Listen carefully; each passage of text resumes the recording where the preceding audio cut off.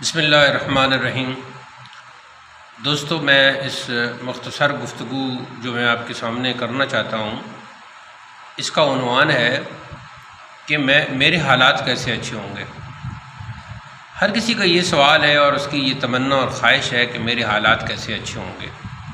دیکھو، حالات ایسے اچھے نہیں ہوتے کہ کوئی پردہ ہو اور وہ پردہ ہٹا دیا جائے تو آپ کے حالات اچھے ہو جائیں گے،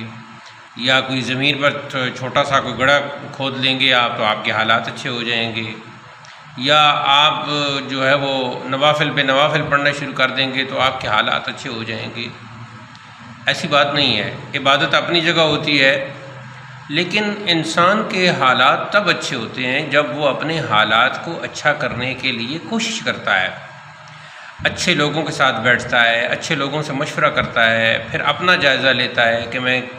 فی الحال میں کیا کر رہا ہوں، میں کیا کر سکتا ہوں، میرے اندر کون سی صلاحیتیں ہیں، میں اپنی صلاحیتوں کو کیسے بیدار کر سکتا ہوں۔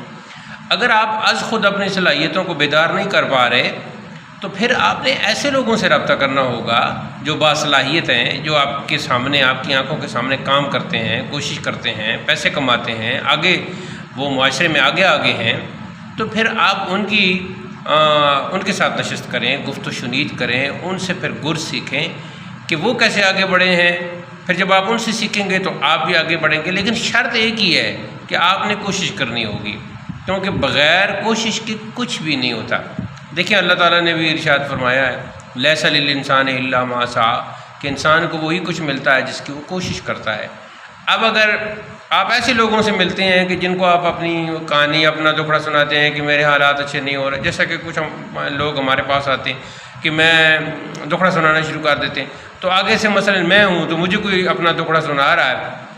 تو میں شروع ہو جاؤں کہ ہاں ہمدردی کا اظہار کرنا شروع کر دوں، ہاں واقعی تمہارے حالات ٹھیک نہیں، واقعی تم ہمدردی کے قابل ہو، واقعی تم ایسے ہو، واقعی تم ایسے ہو، واقعی تم بہت پیچھے ہو۔ تو یہ ایسے لوگ جب آپ کو ملیں تو وہ لوگ آپ کے لیے اچھے نہیں ہیں، وہ آپ کے لیے سم قاتل ہیں، زہر قاتل ہیں۔ آپ نے ان لوگوں کے پاس بیٹھنا ہے جو آپ کو موٹیویٹ کریں، جو